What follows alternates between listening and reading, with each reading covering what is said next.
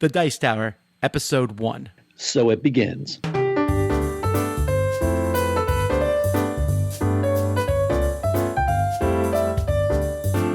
Welcome to The Dice Tower. This is a classic edition of The Dice Tower, originally recorded in 2005. Original hosts Tom Vasel and Joe Steadman listen along with you to this episode and discuss the podcast and our opinions on the same games and ideas today. I'm Eric Summerer, and here are your hosts, Tom Vasel and Joe Steadman. All right, folks, I don't think you were expecting this, maybe, but this was a stretch goal for our 2020 Kickstarter. But this is not anything new. This is actually old, becoming new. Joining me today in the studio is my original co-host, Joe Steadman. Welcome to the show. Hey, Tom. How you doing, buddy?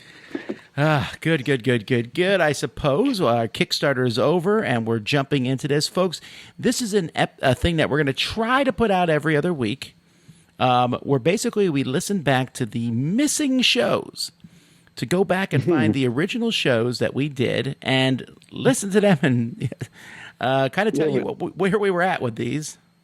Think about how old they are, because we had to find hard copies and then try to find. We didn't have any digital backups. Yes, thank you to the different people who helped us get these. So this show that we're listening today was recorded in 2005. So wow, we probably have Dice Tower fans that weren't even born yet. Maybe. Or definitely. So it's interesting, that you mentioned that. When I went and looked at the thread of this, and by the way, folks, it wasn't called the Dice Tower. We had no name for it. Panzers and Pieces. No, that wasn't the name either. That's next episode. This one, we just called it the Tom and Joe Show, and we asked people to give us names, none of which we took. That's true. But when all the people who gave us feedback on this, I was looking through their names. I don't think almost any of them listen to the show now, or at least no. So we will try to explain things because we're going to talk about things.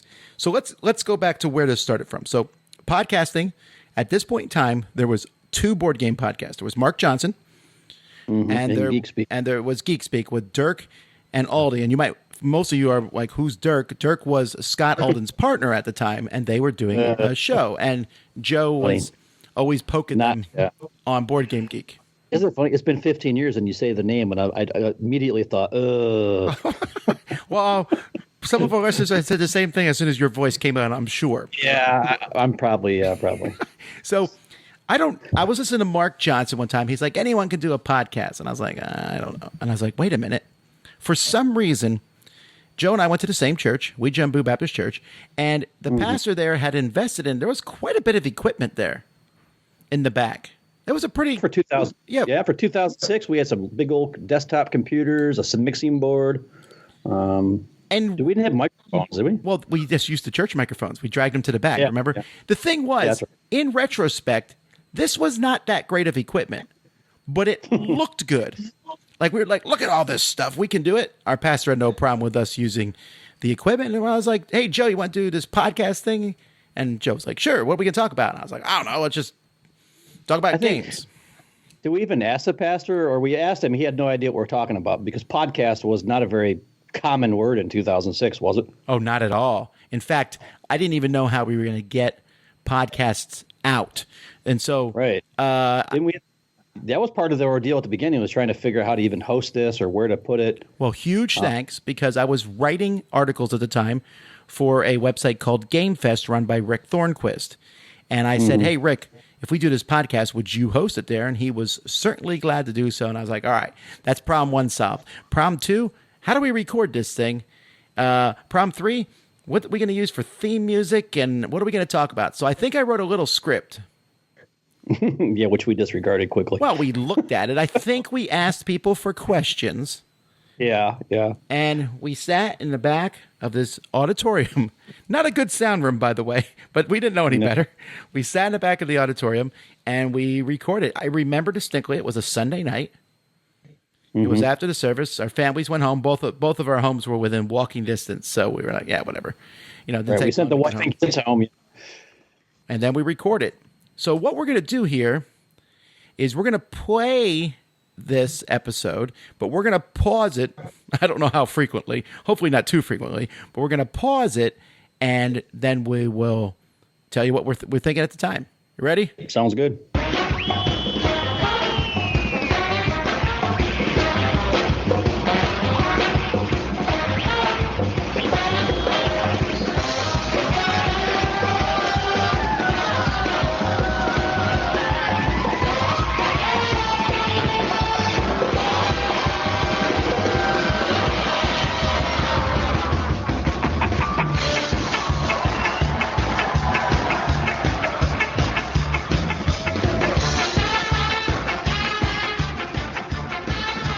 Hello, this is Tom Vasel.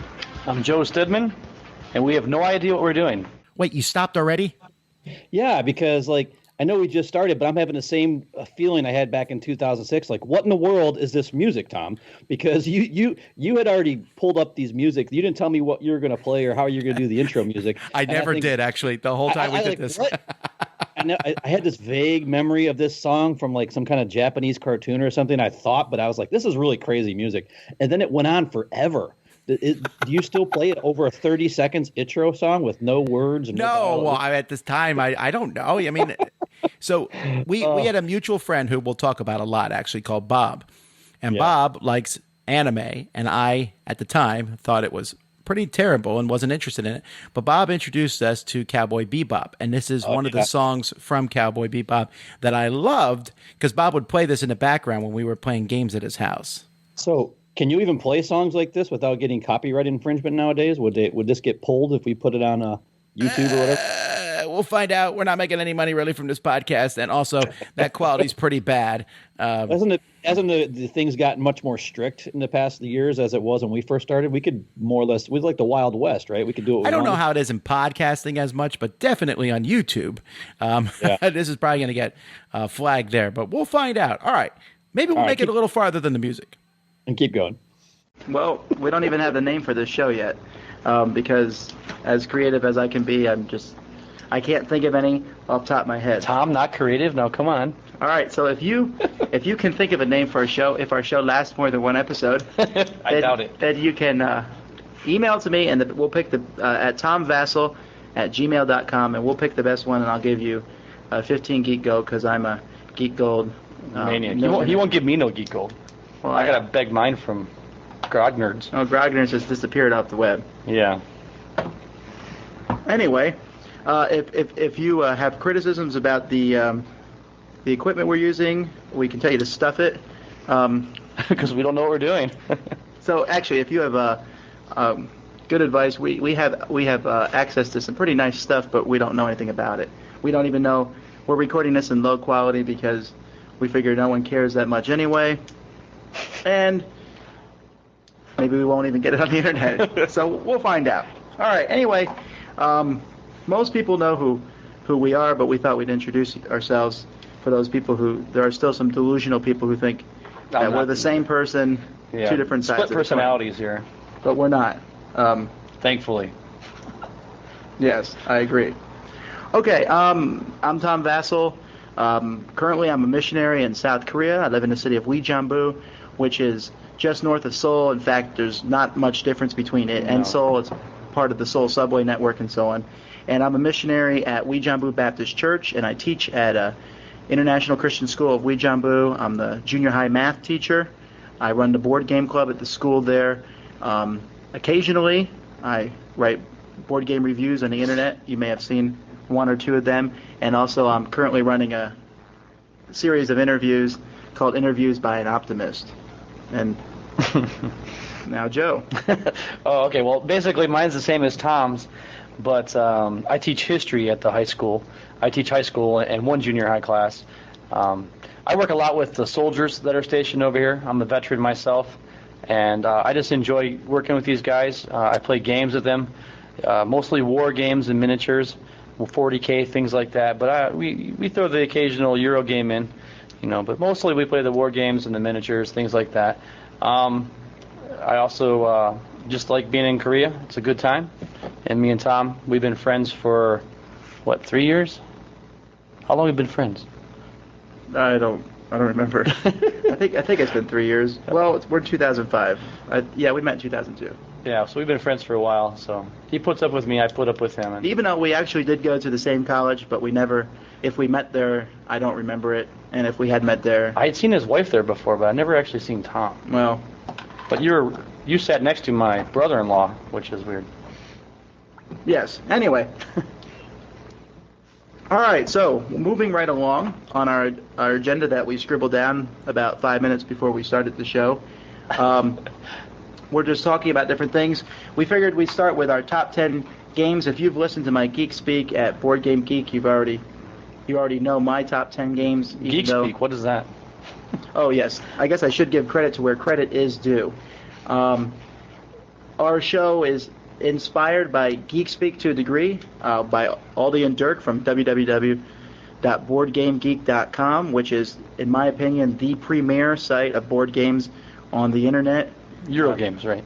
But I would say that there's a large proportion of war gamers there now. Sure. In fact, I would wager there's more there than there at Constant World, even though Joe disagrees with me. I don't know about that.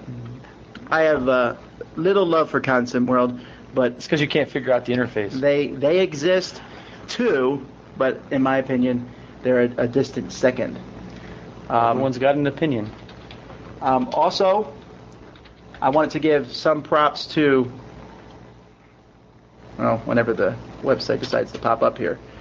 But there's gaming blogs on the internet, and Mark Johnson, he did his Board Games to Go on a weblog, and so I asked him some questions about it, and he gave me some information, most of which I suddenly disregarded because I realized that we had this really cool microphones that we could use. Yeah, it's just sitting here. So currently, this webcast is not hosted anywhere that I know of. No. We're hoping that maybe GameFest.com or Board Game Geek hosts it. If not, we're going to post it up at Joe's website. Which I don't have a whole lot of memories, so Yeah, so thinking Yahoo. if you would like to host our show, actually, we'll see. By the time you hear the show, it's probably hosted One geek somewhere. gold a month. We're willing to pay one geek gold a month. of my money. I'll actually, I'll pick a picture of one of my war games that no one's ever heard of. Maybe you should explain your reviews for people who've ever read one of your reviews and wonder what you're all about.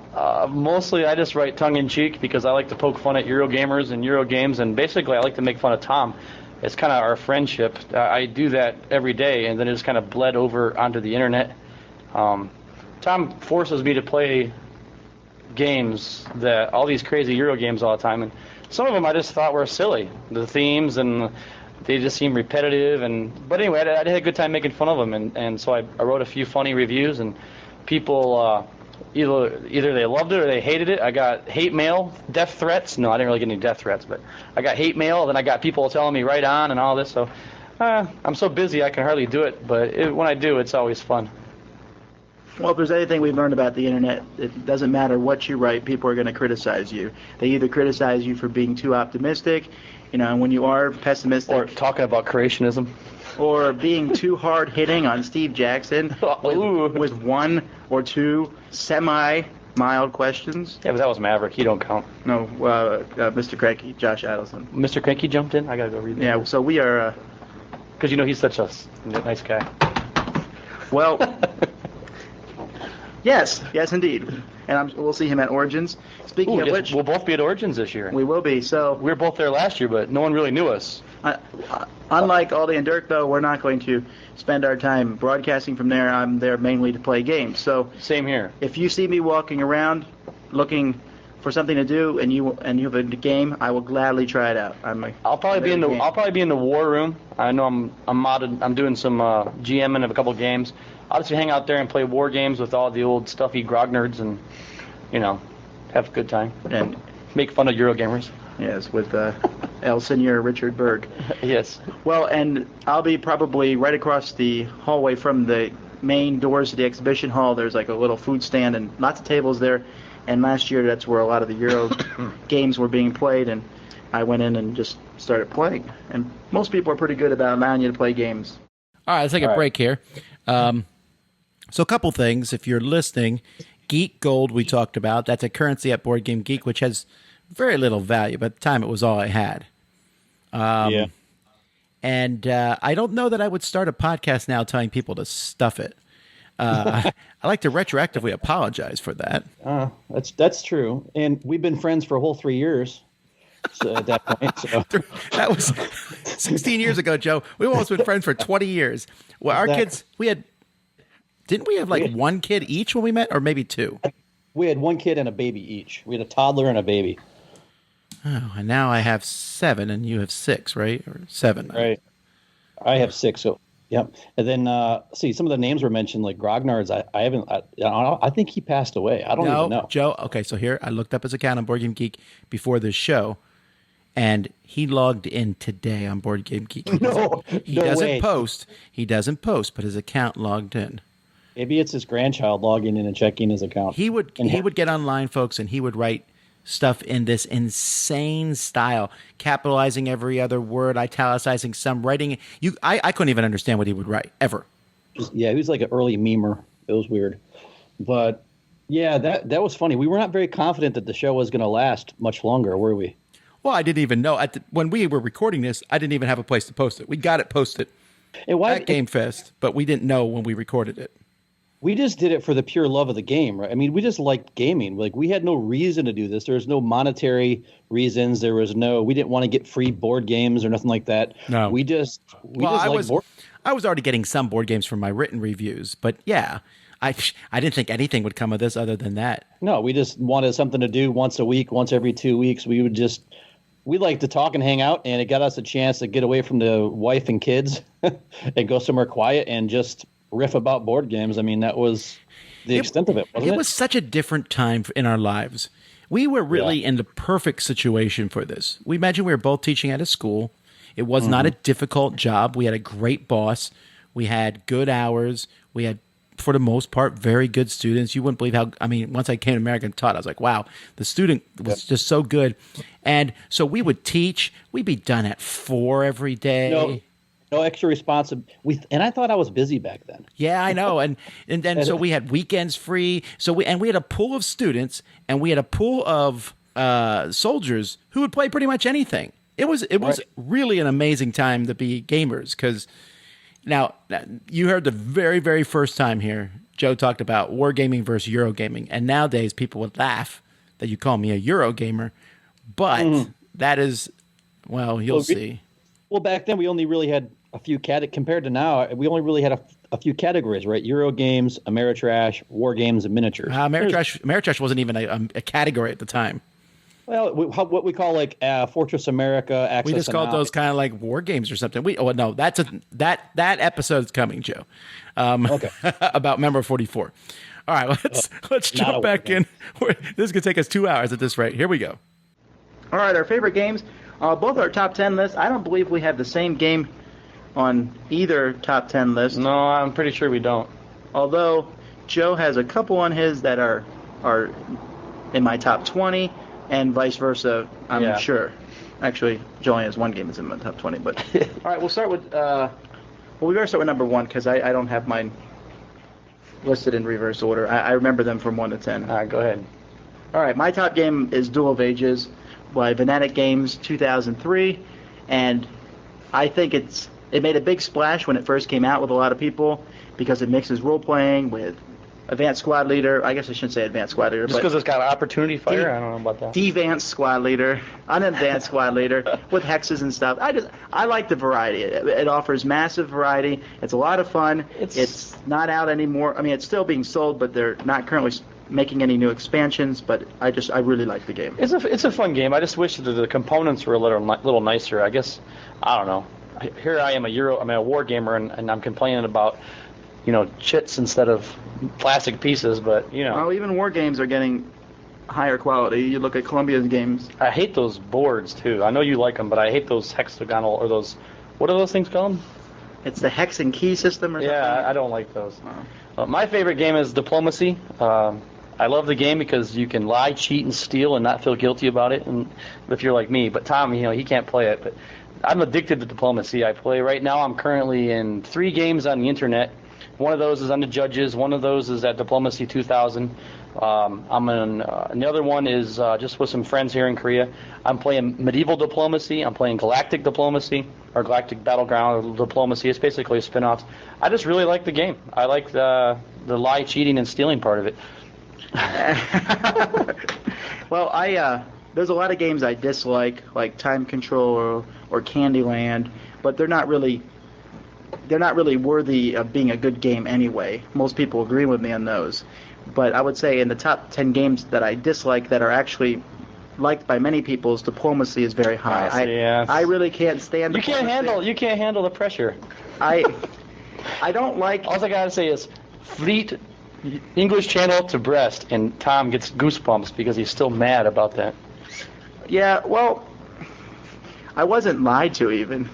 I just was not. My friend Bob really stabbed him good. Yeah, he didn't tell me that he wasn't going to attack there, and he also didn't tell me. But long story short, I just don't like the game, and it's one of the few games where people just get so angry, and it takes up such a long time. It's the first game I played that I remember playing it and feeling like I was at a sporting event, like, and it was like the 9th inning, and bases were loaded, and that's just the way I felt like the whole game. But maybe that's why I don't like it, because you, as an experienced diplomacy player, you have your first, if you're Turkey, here's what you should do first. Yeah, I got all the opening strategies. Right? I don't know any of that stuff. I don't like reading articles on the internet. I mean, Alex Rockwell does a good job on Board Game Geek, but I don't like reading the ultimate strategy on how to win Puerto Rico or so on, because to me that ruins the game. I'd rather just pull it out and try something new that day.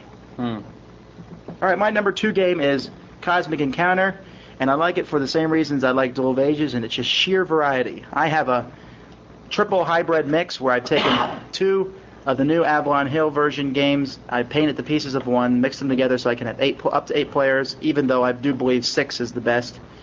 And then I used the cards from Mayfair, even though the creators of Cosmic told me they liked Eon best. I still like the Mayfair version, so I mixed these together. Someone who likes Mayfair better. Wow.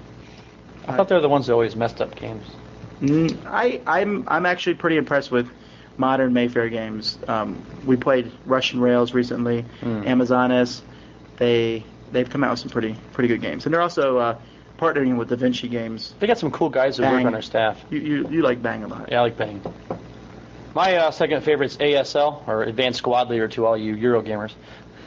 ASL is good. It's just it takes a while to get the system down, but once you know the game, it's just there's nothing that can beat it. And just the fan base for it and the support. It's just one of the best games I think there is. I just wish I could find someone in Korea that would play against me. But the only time I get the chance to play is when I go to Origins, and then I get my tail kicked because I'm so out of playing it. But I still love the game. Well, you'll convert someone someday. I just wish they would hurry up and reprint that rule book. I don't know what's going on at Multiman, but anyway, that's a whole different topic. My number 3 game is Twilight Imperium 3rd Edition.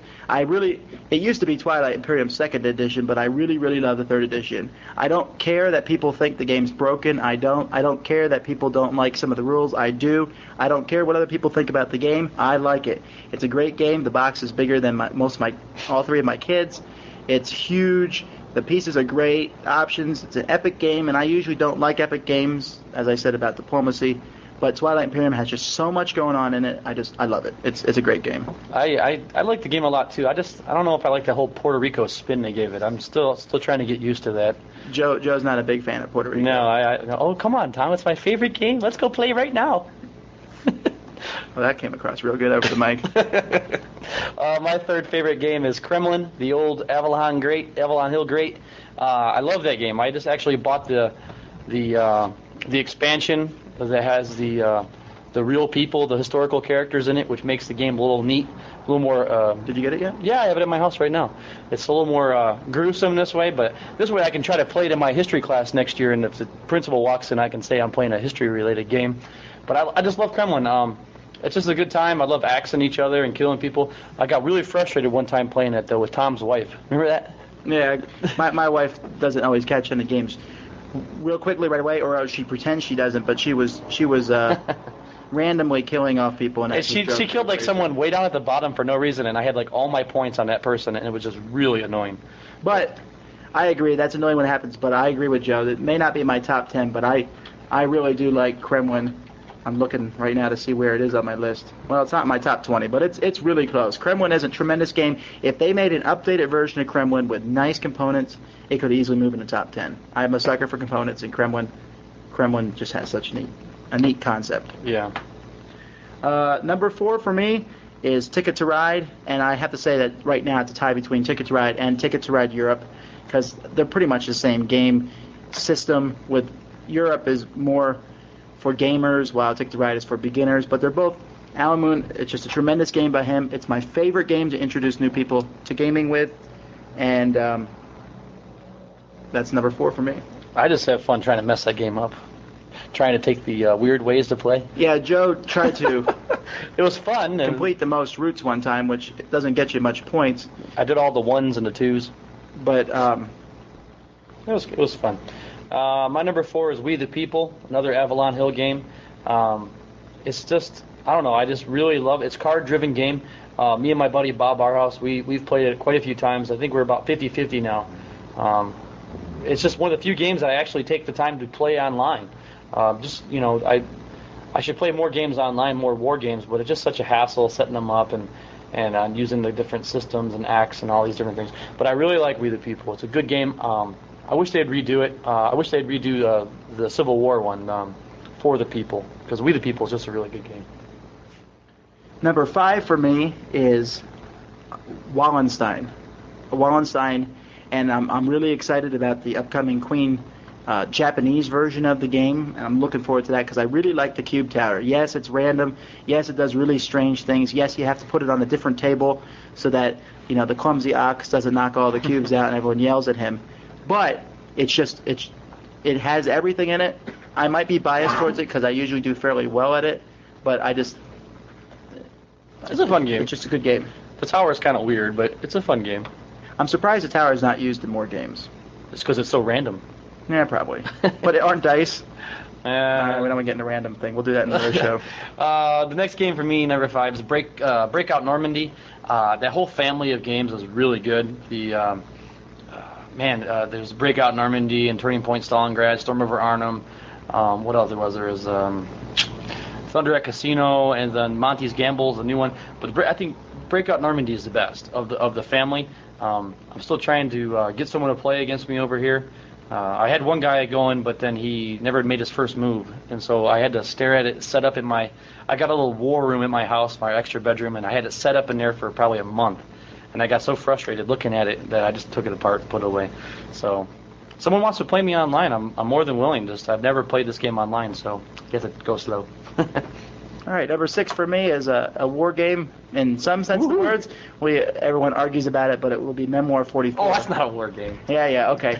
Well, we're things are getting pretty exciting. I'm looking forward to all the expansions that Days of Wonder has coming out this year. But Joe and I had some good games of Memoir. A 2-player game Memoir would probably not be in my top 10. I like 2-player Memoir; it's fun. But when you play with 8 players, the Overlord scenarios, that's one of the most fun experiences I've ever had playing a game. Yeah, that's pretty fun.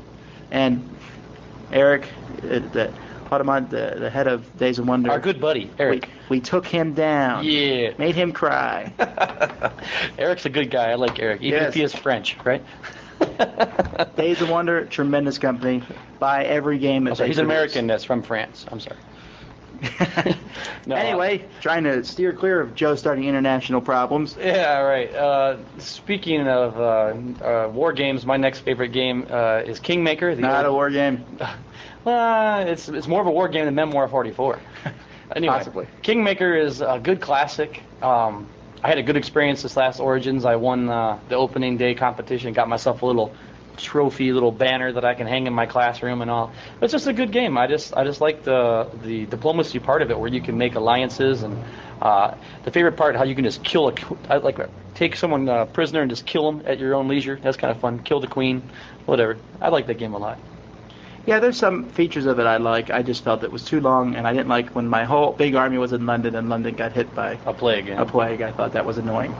My next game, I think we're at number 7 now, is El Grande, which would be higher, except Wallenstein is a very similar game, and the cube tower is cooler than the Castillo. But El Grande is just a pure game. It's another game I feel that I'm pretty good at, but I like El Grande with 3, 4, or 5. It works well with all those players, and it's very abstract. The expansions don't add or subtract from the game much. The regular game, once you get with people who know what they're doing, it's just a lot of fun. My 7th game is Atlantic Storm. Actually, a card game, a trick-taking game. My buddy Bob introduced me to this game, and I liked it so much I went out and bought a copy that very night on eBay. I just really, really enjoy this game. It's easy to teach. It's got a tacked-on theme, but it works. The theme works for it. It's fun to try to speak in a German accent a little bit, just have fun. I think Tom likes this game too, even. But our friend Bob likes it so much that he always wants to play it. And other than that, it's a good game.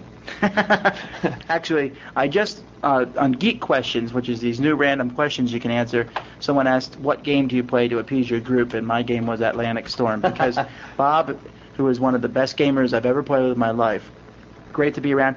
Whenever you ask him to play a game, he'll always say, I'm flexible. But every once in a while, he has to play a game, and it's Atlantic Storm. That's the only time. He always has his copy in his bag. Yep. Bob has 2 copies. It's too bad it's out of print. It'd be nice if they had made a Pacific Storm like they had planned, but it's an okay game. I got all my cards in card protectors even. That's how much I like it. All right, my next favorite game is Age of Steam by Martin Wallace. Martin Wallace, just a tremendous designer. I'm not a big fan of train games, perhaps, although I'm starting to like more and more of them. I'm not yet going to become a Puffing Billy, but Age of Steam is just a really good game. Every time I play it, I have fun. Even when I'm getting destroyed in the game, I'm having fun. I like the Korean map, maybe because that's where we live, but Age of Steam is a really good game. Yeah, it is one of the games I really like a lot. It's one of my favorite Euro games. I think it's because of all the confrontation that's in it. I don't know. I like getting in people's face, trying to mess them up. No, I like that game a lot. My next favorite game, number 8, is the old classic there, Hannibal, Rome versus Carthage. I think it's kind of inflated for price on the internet. It's kind of crazy. It's a good game, but I just wish someone would reprint it. It's a fun game. Every time I've played it, it's come down to, the last turn or the second to last turn.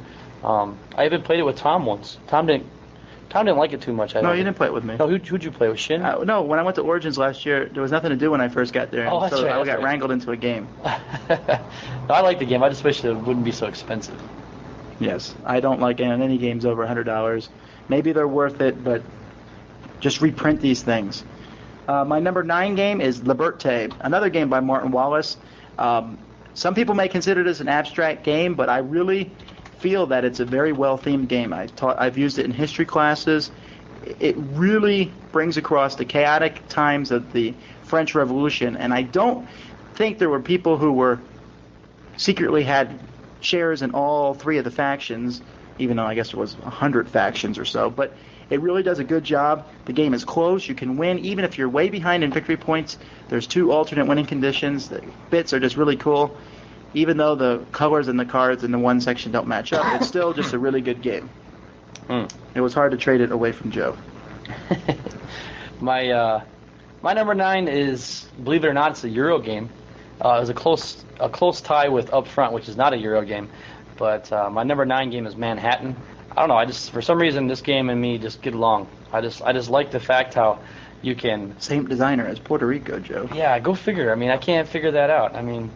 Every dog has his day, I guess, right? But I just really enjoy this game. I like trying to trick people into trying to make the tallest building, and while they get sidetracked in their little skyscraper race, sneak in behind and take over all the neighborhoods. I don't know. I just like that game. My last one on this list, number 10, is Time's Up. It's the only party game to make the list. It's hard for me to even think of board games and party games in the same category. And Time's Up has really been threatened by Why Did the Chicken, which is a really good party game by Corey Heath that just came out last year. But Time's Up by Peter Sarrett is just a tremendously good game. People have talked about how it's a copy of a game that you can make with a piece of paper and pen. Well, phooey, I say. Buy the commercial version. It's so much nicer. Yeah, Time's Up's fun. And it has produced some of the funniest moments of my life. I didn't know my wife knew how to snort drugs, but apparently she does. Oh man, I can't believe you said that in this. She'll kill you if she listens to it. She doesn't really do it. All right, let's get off of that. Oh, you didn't do number 10. I said I'll get off of your talking about snorting drugs. Oh, sorry. All right, my number 10 used to be Formula Day, which is, I think, a really fun game. But I have a new number 10, which is Battle for Germany. It's just an old game. It's very simple. I got introduced to this game, and it's an interesting game where one player plays the Western Front of the Americans and the British, and then the Eastern Front of the Germans, and the other player plays the Western Front of the Germans and the Eastern Front of the Russians. You're trying to be the first person to capture Berlin. It's just a real fun game. I think it's one of the few games that I would call eloquent. I don't know. I mean, every time I played it, I just really have enjoyed it. Okay, let's pause. Lots of stuff to go over here. First of all, I feel like we made some mistakes here in the beginning, obviously. But one of the things that we didn't do at the beginning very well was we did a lot of insider talking. We were throwing out usernames of people and stuff.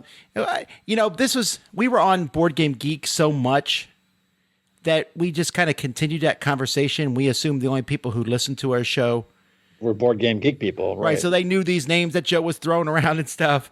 And it's really interesting, Joe. I have to say, I think in the long run, I might have been right about Concept World.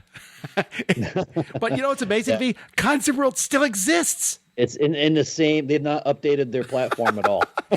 But the vast majority of wargamers code, if you want to post anything, the vast majority of wargamers have moved to Board Game Geek, and so. Yeah, we mentioned Origins, and I think it's one of the statements that I said that I thought was funny was where I said, "We're not going to be recording there. I'm just there to play games."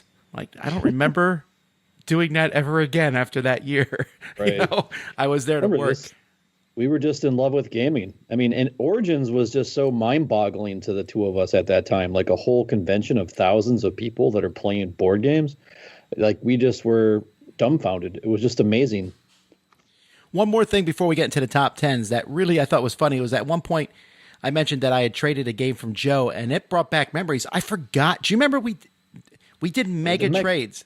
The mega trade, yeah. We did. I don't remember. It was like 16 games for 16 games or something. Yeah, I remember I got Tigers and Euphrates off of you because you thought it was too aggressive or something. I loved that game. And that's the only game I remember from that trade. I don't remember much of the trade either. I just remember that we did it. And it's so weird now because, you know, now that we know each other, if we lived in the same area and I wanted one of Joe's games, I would just go buy it. You know, yeah. But back then we were really poor teaching at that school. So trading games was a good plan for us. And so going through the top 10 here, we'll go with Joe first through your top 10. And I'm curious, how many of these would still be in your top 10? Also, by the way, I thought it was funny we started with number 1. But anyway, we didn't know the impact. And you know, the best thing though is we didn't have no crazy sound bites yet. And finally, we'll get to that in a future show, Joe. You laugh every single time. It's coming. I can't stand that guy. All right, number 10 for you, Battle for Germany. Still in your top 10? Still in my top 10, and it's not number 10 no more. It's probably number 4 or 5. Wow. It went up. Yeah. All right, then the only non-war game practically, Manhattan. Was that my number 9? Yeah. Yeah, I still like Manhattan. It's such a good game to introduce people like non-gamers to gaming. It's just so hard to find a copy nowadays. But I think I got Manhattan from you in that mega trade. I don't know because I still kept it. I kept the game. I have a copy. I play it all the time with people when they. Maybe we just got 2 copies. We might have got one from our third party, Sam. Maybe because when people come over for dinner, like work friends or people that don't know we are gamers. You know, and they say they'd like to play a game with us. I grab 3 or 4 games, and Manhattan is almost always one of them for an introduction game. All right. What about at the time, it was very well regarded, Hannibal, Rome vs. Carthage? Yeah, that game is not even on my top 20 list anymore. There's just so many better games, and it got reprinted, and then the allure of it and the how it was so expensive. I remember that it was the first game I remember that was worth more than $100 on eBay. Yeah, I remember at one point I talked about that. I'm like, I'm not buying a game over $100, and now there's a lot of games that are sold for over $100. Kickstarter for anywhere near that. Yeah, so that was not on my list. Next is Atlantic Storm. I forgot that this had been in your top 10. I enjoy Atlantic Storm. I think Bob just influenced me so much. This is Bob's favorite game, I think. Do you know that when he came here to Homestead a few years ago, he won the play a game with the Dice Tower people, and he brought the Pacific one, the one I said never would happen. He brought a Pacific Typhoon. Pacific Typhoon, yeah. No, Atlantic Storm is, if you like trick-taking games and you like tacked-on themes, like World War II, for example, it's a great game. This one is not for me anymore. It's too long for a trick-taking game for me. Okay, I can see that. But I think it was fun how each round alliances would come and go. Like this turn, you're a German and you're going against the Allies, and the next turn you go with a different guy and you're working together to try to beat the Allies. I just enjoyed that part of it a lot. All right, then we have Kingmaker. No, Kingmaker is. There's so many. But your flag, games. Joe, your flag you won at Origins. Yeah, I still have that somewhere. I don't even know. I think it's in my garage. He won was it like a tournament or a game of it? I won a Kingmaker tournament. I won the days tournament. I didn't win I decided not to participate in the game again at the end of the tournament. I mean, at the end of the week. But no, I won a day. And so they gave him a flag. It's like a medieval flag that you'd see in a castle. It was kind of cool. It was cool. I was impressed. All right, Breakout Normandy. Still love it. Matter of fact, I love it so much I bought a very rare L2 version of the game, which was like a remanufactured, updated version of the game, which is still unpunched and unplayed because I can't find anyone to play it with me. We the People. We the People is a lot of fun, but they remade this, didn't they? They called it something else. Washington. They call it Washington's War. I think it was. They remade it and they kind of dumbed it down a little bit, but it actually made it a little bit more enjoyable. They kind of modernized the game a little bit. I prefer the new version actually over the old version, but they got rid of the battle cards, which is the one thing I really enjoyed about the old version. All right, Kremlin. Soft. This is a sensitive subject. Kremlin. I love Kremlin.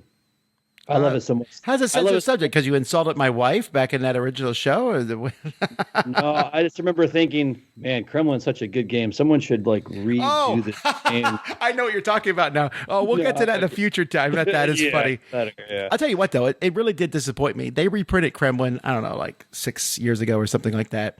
And they didn't change much about it. They could have made it better. I still have the historical figures upgrade, which is ultra uber rare for that game. Well, no, they put it in the reprint. Oh, see, they ruin everything with reprints. ASL. Number one game by far. I have thousands of dollars in my ASL collection. I have 2 giant footlockers, a toolbox, and another case of just the ASL stuff. All right, so that means diplomacy is no longer your number one. No, it's ASL took it over. Diplomacy is my number 2. Really? You still like? I won't play it with you though. Too bad. No one ever plays. The only time I can play it now is when I play online. And if I go to a gaming convention, I still don't play it at a gaming convention because I don't want to play it with people that I know. I want to play it with people I don't know, but then I don't want to give up gaming convention time a whole day to play a game that makes you feel like, you're evil. So I'd rather just do it at home on my computer at home. So yeah, I won't even play it at conventions. I have 6 kids and me and my wife. So when they're all adults, we can sit down because it's an 8-player game. So me and my family are going to play it when they're all adults every Christmas. That's my goal. All right, my top 10 changed really dramatically. Time's Up is still my top 100. Still love the party game. Liberté, this one kind of got older for me after a while. I found some groups really hated it, and that soured me a bit on it. Right. Age of Steam just had so many not grueling train games come out, that I liked better. Age of Steam is harsh. I love it, but there's no forgiveness in that game. El Grande, still love that. Still my top 100. Memoir 44 is no longer my top 100, but I still really like it. I like some of the more complex ones better. Commands and Colors Ancients is my favorite of that group. Wallenstein, I still like it. And I did like Shogun, but I actually liked Wallenstein better. Ticket to Ride still is in my top 100. Twilight Imperium 3, well, that was replaced with Twilight Imperium 4. It's just too long for me. I just don't have time to play those games these days. I just played it a couple months ago, and I was like, yep, I'm good for a couple years or more. Cosmic Encounter, still my top 10 of all time. That's actually the only game on my top 10 that's still in my top 10. And where's Duel of Ages at in your top 10 list? Duel of Ages just fell out of the top 100. Look, I still like it. Well, I still enjoy it, but it's a dated game. So people could argue that you have your top 10 has all disappeared because you play so many games and you're exposed to so many. And Joe's top 10 is almost more than half of my top 10 games are still my top 10. And that's because I don't play as many games as you. Or is it because... That's correct. You're done. We don't have to do an or here. That's not correct. It's just because war games are just not so flippant. There's great... I don't know, like there's not the flavor of the month like there is in the modern games that you like so much. No, that is not the case. Your answer is no. Okay. Not the case. And I'm still sore about diplomacy. All right, let's see. I don't remember these questions at all. Let's see how many of these questions we would change our answers on now. Are you ready? Right. I'm ready. Okay. Now we're going to quickly look at the questions that people didn't put on our thread. And let's see. Josh Adelson says, are we going to do an audio tour of Origins so he can follow us around chanting obscenities in the background? Should we dignify that with a response? Sure. Okay. Tell you what. No, I don't know. All right. Actually, we only got one question, so maybe we'll have more next time. But this is from Mr. Money, who I guess I should make friends with. He lives in Korea near Daegu, which is, 4 hours from here? Yeah, 3-4 hours. So he says the summer humidity here can get righteously brutal, and we're about to find that out. Have you ever had any of your games damaged by the extreme mugginess? And what do we do to stop this? When I lived in Pensacola, Florida, there was humidity there, but I don't think I've ever had a board game ruined by humidity. I don't even think I've even noticed board games being ruined by humidity. Have you? Some of my old war games are kind of musty smelling, and they smell like old gym socks. But that's just it's because you don't wash. all war games after they get 20 years old start to get that good war game smell. You know what I'm talking about. The thrift store smell, right?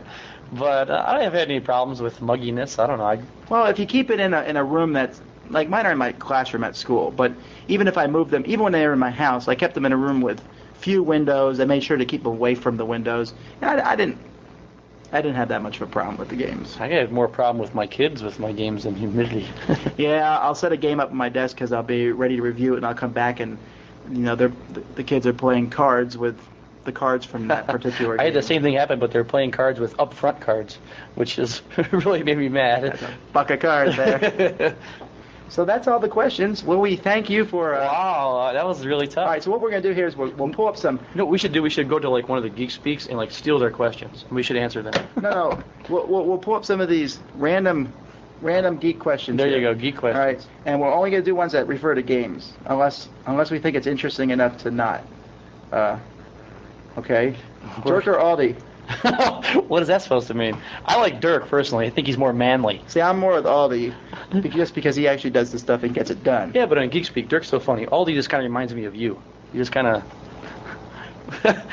Should we go there? No, let's get that next question. All right. While I'm looking for another question, Joe, why don't you...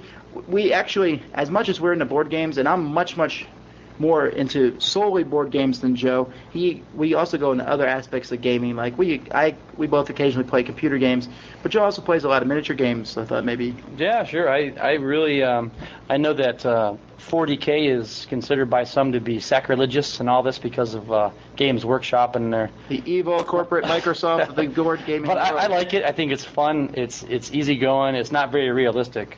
I really like the historical miniatures and things like this, the squad level, and the company level and below.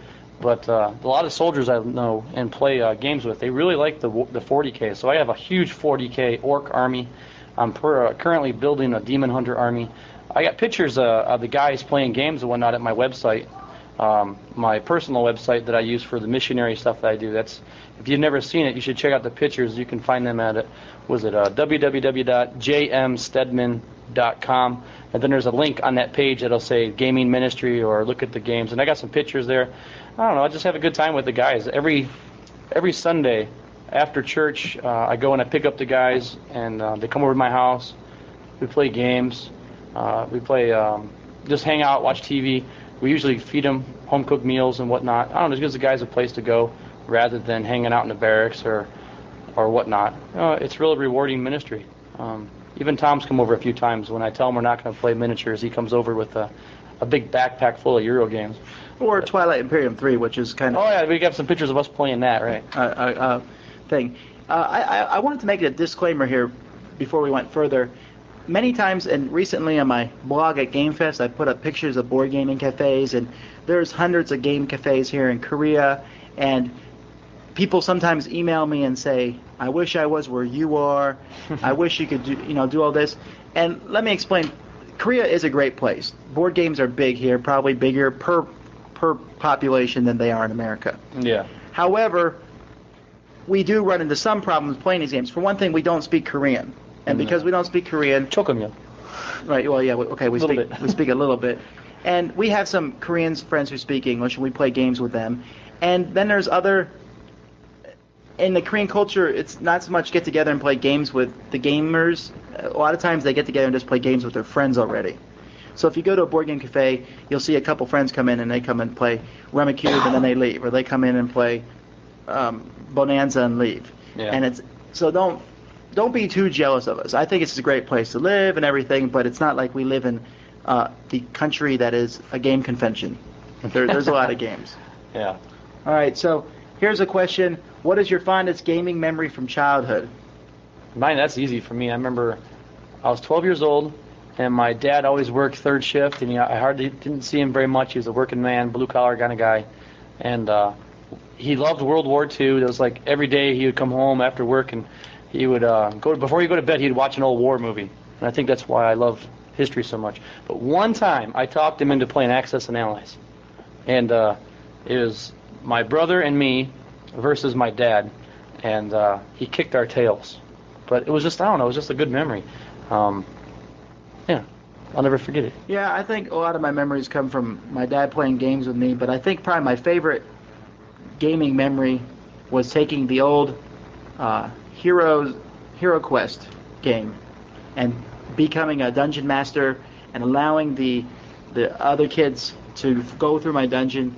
Maybe it gave me this feeling of euphoric power, but I really enjoyed that. And so many good games I played back then, I didn't know how good they were until just recently started playing them again. Sure. Internet Explorer, Firefox. That's... Right now I'm frustrated because the computer I'm using right now does not have Firefox, and I'm addicted to the tabs. I love Firefox. Yes, I extremely like Firefox. It's much better. Here's a good question. Do you prefer winning by a narrow margin or by a lot? I like narrow margin because I like biting the nails and coming down to the very end. I think I'm going to have to agree there. Although occasionally I have run into gamers in my lifetime, and I've mentioned a couple on my blog. We had a friend named, we'll just call him Oscar. But Oscar. We had a friend who, if I beat him by a narrow margin, it was almost a victory for him. Yeah. So it was best just to beat him so badly. Oh, the guy had flawless strategy. Well, how about the time that... Well, I remember one time, Tom, you kicked our tails. You kicked our tails one time in Tigers and Euphrates. Like, crazy beat us. And you were, like, gloating about it. You still gloat about it. I do. So don't even I think you like to win by a lot. Well, I like to win by a lot. Well, it depends. I like to beat you. Well, I don't know. It's because you hardly ever do. Whenever I play a Euro game for the first time, I don't care if I lose because I'm just so enthralled with playing it. The second time, I'm still enthralled maybe. The third time, it starts coming down to... Yeah, but how many games in your vast collection have you played 3 times? more than you think. Joe doesn't play too many games more than once with me because I'm always saying, oh, look, here's the latest pile of games that I'm going to review.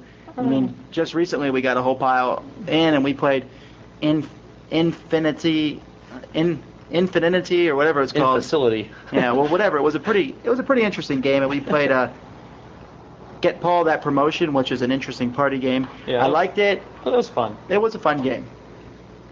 The wives liked it. Yeah. It's always important to have games the wives like.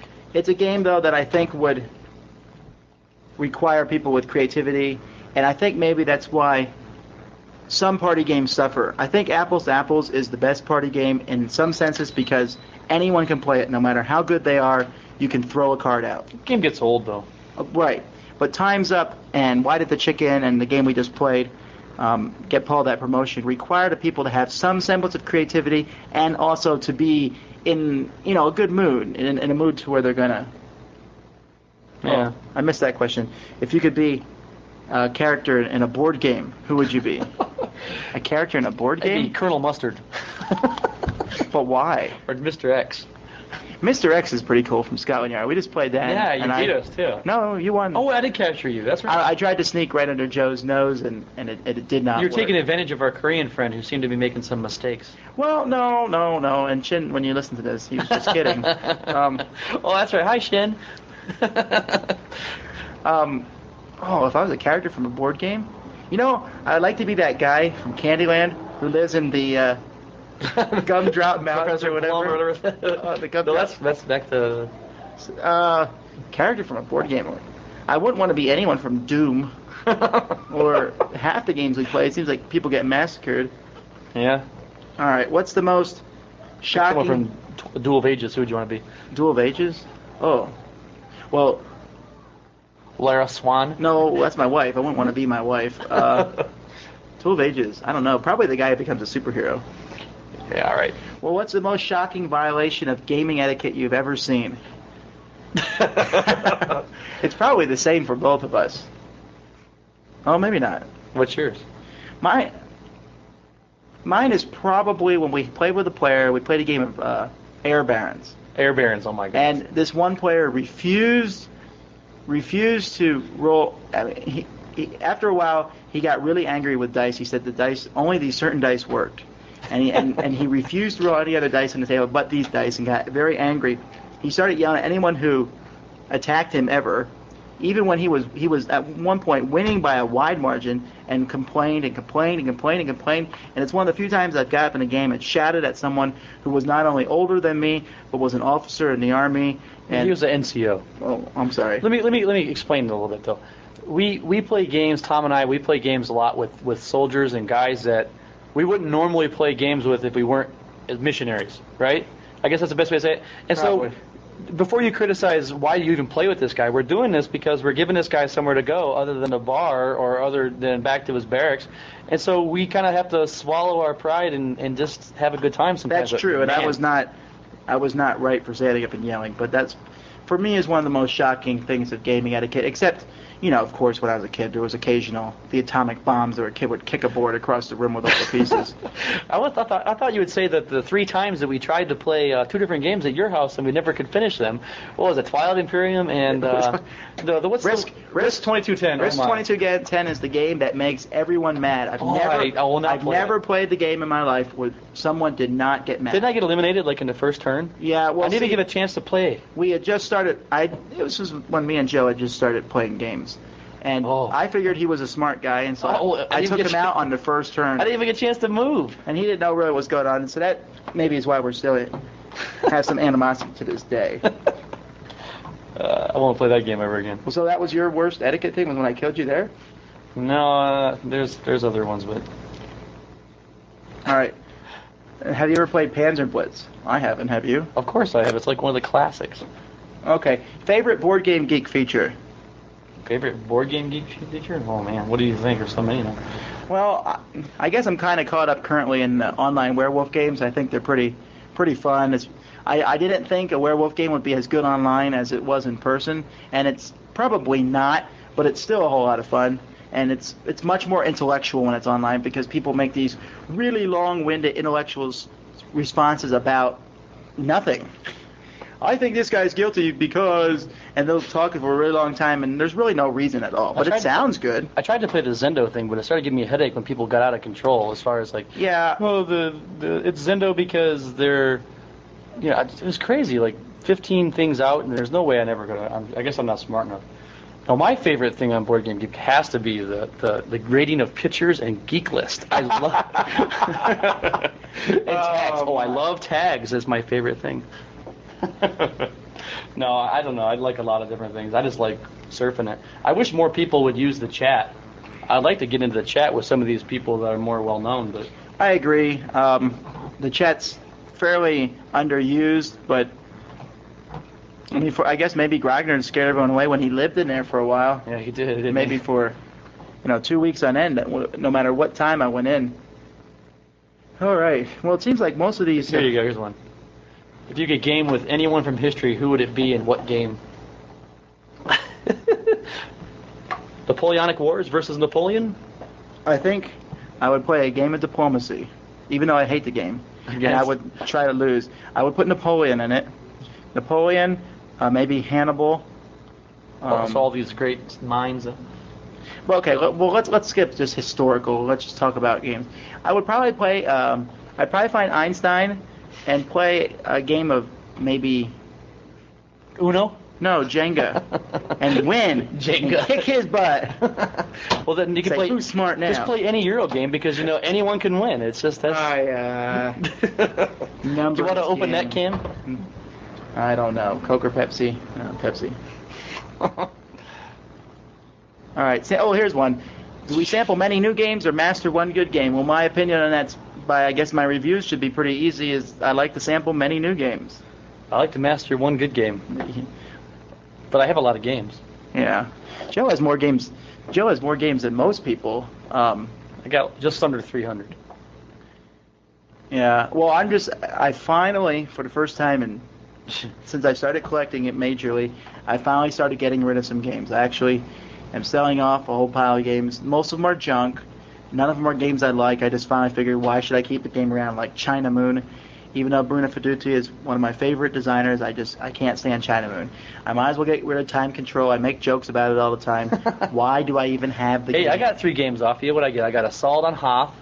What was the other ones? I got Hunt for Red October. And Moondragon. Moondragon. None of the 3, I from reading the rules and stuff, were bad games. They're just not really up my alley, and more kind of the games that Joe would like. Moondragon's a miniatures, spaceship flying game, and that's okay. Hunt for Red October is not that good of a game. Just the one scenario where you try to hunt down the Red October, that's fun. All right, I guess we got time for a couple more questions, and then we'll... So you have to ask us questions so we don't have to sit here and ramble about geek questions, because I know you really don't care. Have you ever been on a televised quiz show? No, and we're even trying to get a... Did you? What kind of dumb question is that? Who asked that question? What's that guy's name? Fox. I never even heard of him. Oh, yeah. Click on this thing. You'll recognize his... You'll recognize his... Werewolves? Well, he's in one of the Werewolves games now. Okay, here's a question that someone just recently asked me, and that was, how do you decide what games to play when you get together? We let Tom pick. Well, yeah, usually I guess I'm pretty bad about saying, oh, look at this new game, we have to try it out. But let's say we're in a setting, and this has happened to us before. Yeah, let's say we're in a setting where we get together, and I have no new games, which happens every once in a while. Yeah. And we have a bunch of games from both of us. How do we decide? We usually hem and haw for like 30 minutes. I'll say I don't want to play that game, and then you say, okay, well I don't want to play this game, and then we'll finally get it down to 2 or 3 games, and then we'll let someone else pick. And are usually those one of the 20 games that are a cross between Euro games and war games, like Game of Thrones? No, they're Euro games that have confrontation. Right. Or war games that are really Euro games. I'll give Joe props. He'll play any Euro game once, and I'll win. Although he's hemming and hawing on Mermaid Rain, which. Did I like that game? No, you said you didn't want to play it because of the theme. The theme is just ridiculous. What was that other game we played? Garden Competition. The Flower Power game? But it's a tremendously good game. Here's a question submitted by Tom Vasel. Ooh, what is the best web comic? I have to say, hands down, is Turn Signals on a Land Raider. That's the one I like. Well, I found a new one. Because of this question, I found a lot of good webcomics. What was the one? Order of the Stick, which was a pretty funny comic. But, all right. One more question, and then we're gonna shut this down, because we don't even know if we're recording properly. Probably not. And I do apologize for the outbursts of statics. We just get loud and excited and too close to the microphone. I was going to try to say that we're in Korea, so we're far, far away. Yeah. We're so far away. We're using horses to ride here, and no, we should have done the theme for MASH. Oh, MASH. Oh, yeah. All right, best nickname for a game. Don't we have some games that we have nicknames for? We have plenty, but we can't say them on the radio. Risk 2210. We always we just call it the game that we always fight about. Or Twilight Imperium is the game that never gets finished. I don't know. We'll probably think of all these good answers. Yeah. We should All right. rehearse next time. What do you think? We should, like, since we don't have any questions, we could. I bet you Dirk and Aldi do that. But we didn't have any dead space. We just kept talking. That's one thing. You can tell we're both teachers because teachers just never shut up. Do you think Dirk and Aldi do that? They what? probably sit around for 20 minutes and go over each question. Have you listened to their show? Once That or was for twice. you, Dirk. No. I listened to the one that you were on because I called in a question. Yeah, I know. Well, we're not. Dirk made fun of me. I doubt we'll ever take in calling in questions because, well, I guess we could. It would be a pain though, because I don't know how to hook up the phone to the. No one wants to call us. It's too expensive. Although it's not that expensive, but yeah. But if you email me questions, we'll answer them. Again, maybe I'm talking to nothing because no one's. Are we still online? Oh, I think we just lost our network. No, only Joe lost his. All right, well, that is pretty much it for today.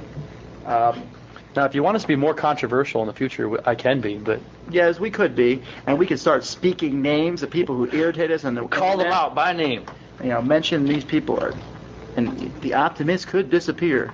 But for now, I'll be writing my blog every weekend at GameFest.com. I'll be trolling as normal. You can look at Board Game Geek. I guess that's it. I'm gonna start the theme music, which is from Cowboy Bebop, and I don't really care for most music in general, but I mean not most music in general. I don't really care for all the Cowboy Bebop music, but this song is just so insane. I thought it was funny. So 안녕히 계세요. yes, 안녕하세요. Have a good day.